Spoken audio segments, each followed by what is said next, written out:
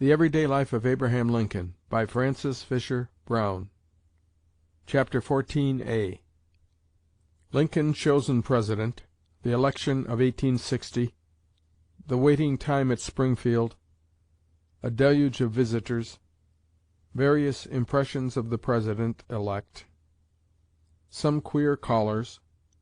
Looking over the Situation with Friends. Talks about the Cabinet. Thurlow Weed's visit to Springfield. The presidential campaign of 1860, with its excitements and struggles, its wide-awake clubs and boisterous enthusiasm throughout the North, and its bitter and threatening character throughout the South, was at last ended, and on the 6th of November Abraham Lincoln was elected President of the United States.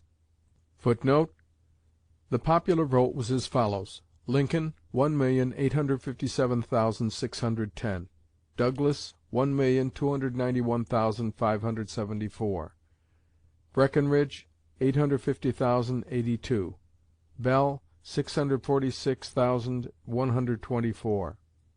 Of the electoral votes, Lincoln had 180, Breckinridge 72, Bell 39, and Douglas 12. End footnote. His cause had been aided not a little by an unexpected division in the Democratic party. Douglas had been nominated for the presidency by this party in its convention at Baltimore on the 18th of June. But he was bitterly opposed by the extreme slavery element of the Democracy, and this faction held a convention of its own at Baltimore 10 days later and nominated for President John C. Breckinridge of Kentucky. There was still another party, though a very minor one, in the field, the Constitutional Union party, based chiefly on a desire to avoid the issue of slavery in national politics, which on the 9th of May had nominated John Bell of Tennessee as its candidate for the presidency, with Edward Everett of Massachusetts for the vice presidency. There were thus 4 tickets in the field: the Republican, including if not representing the anti-slavery element in the North; the Democratic, which was pro-slavery in its tendencies but had so far failed to satisfy the Southern wing, now grown alarmed and restless at the growth and tendencies of the Republican party, that this element nominated as a third ticket an out-and-out pro-slavery candidate; and fourth, a Constitutional Union ticket, representing a well-meant but fatuous desire to keep slavery out of national politics altogether. This eventful contest was therefore determined largely on sectional lines, with slavery as the great underlying issue. Lincoln's gratification at his election was not untempered with disappointments. While he had a substantial majority of the electoral vote, 180 to 123, the popular vote was toward 1,930,170, more against him than for him. 15 States gave him no electoral vote, and in 9 States he received not a single popular vote. The slave States, the solid South, were squarely against him. Lincoln saw the significance of this, and it filled him with regret and apprehension. But he faced the future without dismay, and with a calm resolve to do his duty. With all his hatred of slavery, loyalty to the Constitution had always been paramount in his mind, and those who knew him best never doubted that it would continue so. Lincoln took no active part in the campaign, preferring to remain quietly at his home in Springfield. Scarcely was the election decided than he was beset with visitors from all parts of the country, who came to gratify curiosity or solicit personal favors of the incoming President. The throng became at last so great, and interfered so much with the comfort of Lincoln's home, that the executive chamber in the State House was set apart as his reception room. Here he met all who chose to come: the millionaire and the menial, the priest and the politician, men, women, and children, old friends and new friends, those who called for love and those who sought for office. From morning until night this was his occupation, and he performed it with conscientious care and the most unwearying patience. The situation at the Lincoln home at this time, and the spirit prevailing there, is well depicted by one of these callers, Mr. R.C. McCormick, whose interesting account of his meeting with Lincoln in New York City has already been quoted in these pages.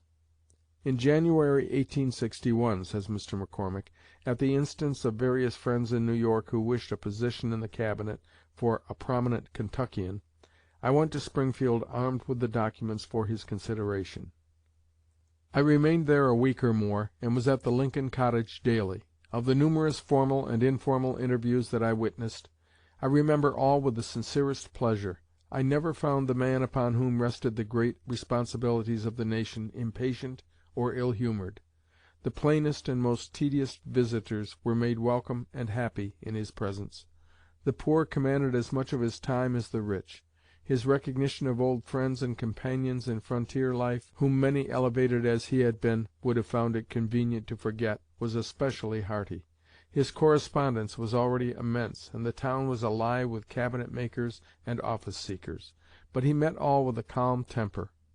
Mr. Don Piatt relates that he had met Lincoln during the Presidential campaign, and had been invited to visit Springfield. He did so, and was asked to supper at the Lincoln house. "It was a plain, comfortable structure," says Mr. Piatt, "and the supper was mainly of cake, pies, and chickens, the last evidently killed in the morning, to be eaten that evening. After the supper we sat far into the night, talking over the situation. Mr. Lincoln was the homeliest man I ever saw. His body seemed to me a huge skeleton in clothes. Tall as he was, his hands and feet looked out of proportion, so long and clumsy were they. Every movement was awkward in the extreme. He sat with one leg thrown over the other, and the pendant foot swung almost to the floor. And all the while two little boys, his sons, clambered over those legs, patted his cheeks, pulled his nose, and poked their fingers in his eyes, without reprimand. He had a face that defied artistic skill to soften or idealize. It was capable of few expressions, but those were extremely striking. When in repose his face was dull, heavy, and repellent. It brightened like a lit lantern when animated. His dull eyes would fairly sparkle with fun or express as kindly a look as I ever saw when moved by some matter of human interest." Hon. George W. Julian, of Indiana, was another visitor to the Lincoln home in January. He says, "I had a curiosity to see the famous rail-splitter, as he was then familiarly called, and as a member-elect of the 37th Congress I desired to form some acquaintance with the man who was to play so conspicuous a part in the impending national crisis. On meeting him I found him far better looking than the campaign pictures had represented him. His face, when lighted up in conversation, was not unhandsome, and the kindly and winning tones of his voice pleaded for him like the smile that played about his rugged features. He was full of anecdote and humor, and readily found his way to the hearts of those who enjoyed a welcome to his fireside. His face, however, was sometimes marked by that touching expression of sadness which became so noticeable in the years following. On the subject of slavery I was gratified to find him less reserved and more emphatic than I had expected. I was much pleased with our first Republican executive, and I returned home more fully inspired than ever with the purpose to sustain him to the utmost in facing the duties of his great office." The wide range of these callers and their diverse errands are illustrated by examples furnished by Mr. Lamon. Two tall, ungainly fellows, "suckers" as they were called, entered Lincoln's room one day while he was engaged in conversation with a friend. They lingered bashfully near the door, and Lincoln, noticing their embarrassment, rose and said good-naturedly, "How do you do, my good fellows? What can I do for you? Will you sit down?" The spokesman of the pair, the shorter of the two, declined to sit, and explained the object of the call. He had had a talk about the relative height of Lincoln and his companion, and had asserted his belief that they were of exactly the same height. He had come in to verify his judgment. Lincoln smiled, then got his cane, and placing the end of it upon the wall, said, "Here, young man, come under here." The young man came under the cane, as Lincoln held it, and when it was perfectly adjusted to his height, Lincoln said, "Now, come out and hold up the cane." This he did, while Lincoln stepped under. Rubbing his head back and forth to see that it worked easily under the measurement, he stepped out, and declared that the young man had guessed with remarkable accuracy that he and the tall fellow were exactly of the same height. Then he shook hands with them and sent them on their way. The next caller was a very different person, an old and modestly dressed woman, who tried to explain that she knew Lincoln. As he did not at first recognize her, she tried to recall to his memory certain incidents connected with his rides upon the circuit. especially his dining at her house upon the road at different times. Then he remembered her, and her home. Having fixed her own place in his recollection, she tried to recall to him a certain scanty dinner of bread and milk that he once ate at her house. He could not remember it. On the contrary, he only remembered that he had always fared well at her house.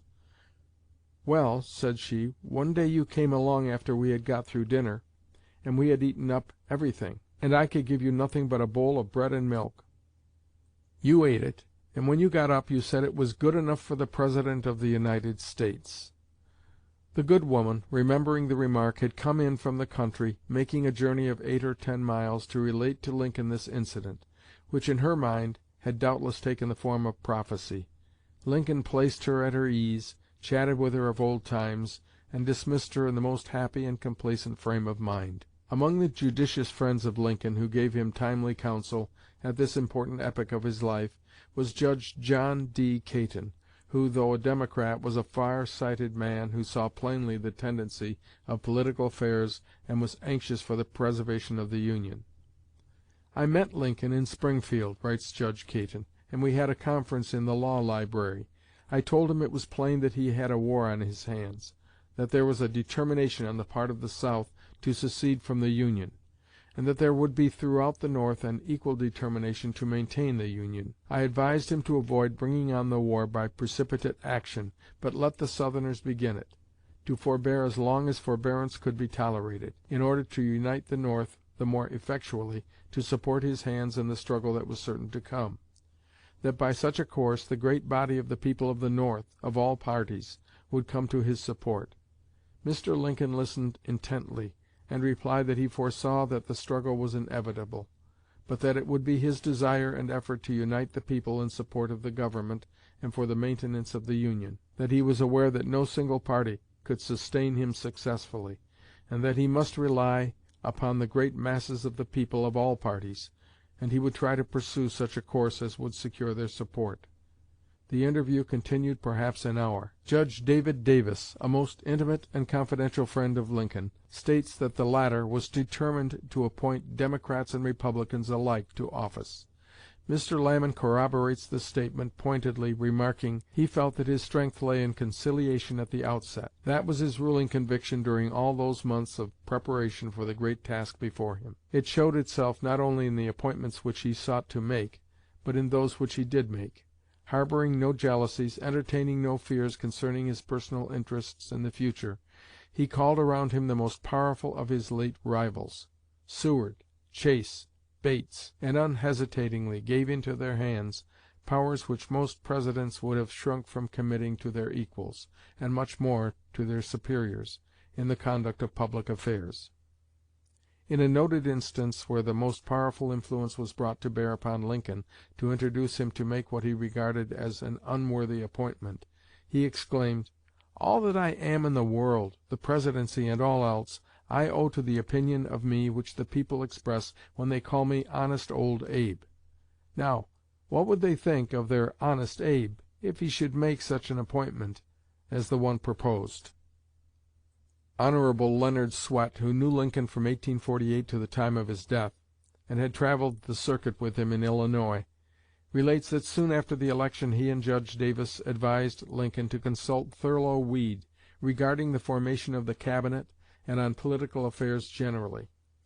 "Mr. Lincoln asked me," says Mr. Swett, "to write Mr. Weed and invite him to a conference at Lincoln's house in Springfield.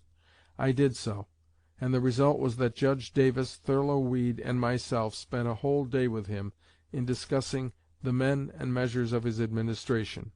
At that meeting, which took place in less than a month after Lincoln's election, or early in December, 1860, Lincoln became convinced that war was imminent between the North and the South.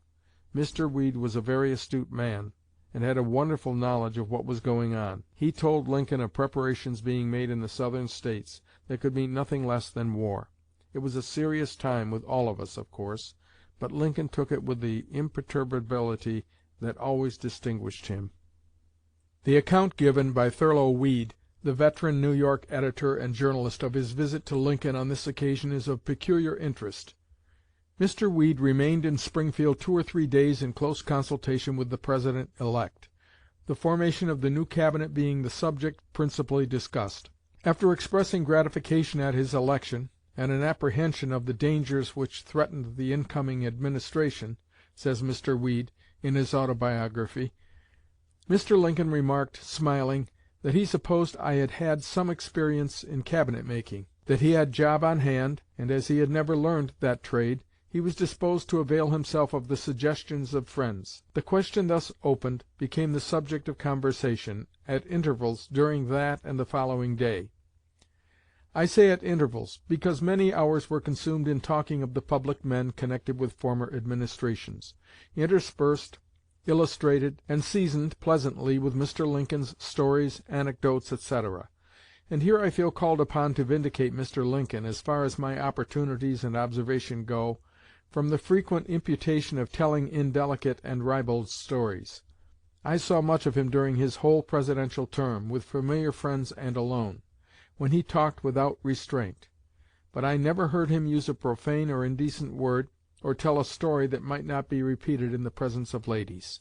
Mr. Lincoln observed, continues Mr. Weed, that the making of a Cabinet, now that he had it to do, was by no means as easy as he had supposed; that he had, even before the result of the election was known, assuming the probability of success, fixed upon the two leading members of his Cabinet; but that in looking about for suitable men to fill the other departments he had been much embarrassed, partly from his want of acquaintance with the prominent men of the day, and partly because he believed that, while the population of the country had immensely increased, really great men were scarcer than they used to be.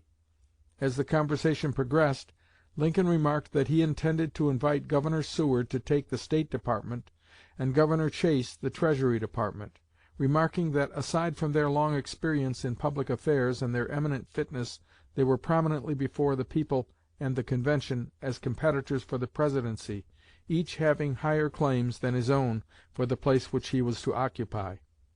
On naming Hon. Gideon Welles as the man he thought of as the representative of New England in the Cabinet, I remarked that I thought he could find several New England gentlemen whose selection for a place in his Cabinet would be more acceptable to the people of New England. "But," said Mr. Lincoln, "we must remember that the Republican party is constituted of two elements, and that we must have men of Democratic as well as of Whig antecedents in the Cabinet." In the course of our conversations, Mr. Lincoln remarked that it was particularly pleasant to him to reflect that he was coming into office unembarrassed by promises. He owed, he supposed, his exemption from importunities to the circumstance that his name as a candidate was but a short time before the people, and that only a few sanguine friends anticipated the possibility of his nomination. "I have not," said he, "promised an office to any man, nor have I, but in a single instance, mentally committed myself to an appointment." In this way 2 days passed very pleasantly, says Mr. Weed, the conversation being alternately earnest and playful. I wish it were possible to give, in Mr. Lincoln's amusing but quaint manner, the many stories, anecdotes, and witticisms with which he interlarded and enlivened what with almost any of his predecessors in the high office of President would have been a grave, dry consultation. The great merit of Mr. Lincoln's stories, like Captain Bunsby's opinion, lays in the application on it. They always and exactly suited the occasion and the object, and none to which I ever listened seemed far-fetched or pointless. I will attempt to repeat one of them. If I have an especial fondness for any particular luxury, it manifests itself in a remarkable way when properly made December sausages are placed before me. While at breakfast, Judge Davis, noticing that, after having been bountifully served with sausage, like Oliver Twist I wanted some more, said, "You seem fond of our Illinois sausages," to which I responded affirmatively, adding that I thought the article might be relied on where pork was cheaper than dogs. "That," said Mr. Lincoln, "reminds me of what occurred down at Joliet, where a popular grocer supplied all the villagers with sausages. One Saturday evening, when his grocery was filled with customers for whom he and his boys were busily engaged in weighing sausages, a neighbor, with whom he had had a violent quarrel that day, came into the grocery and made his way up to the counter, holding by the tail 2 enormous dead cats, which he deliberately threw onto the counter, saying, 'This makes 7 to-day. I'll call around Monday and get my money for them.'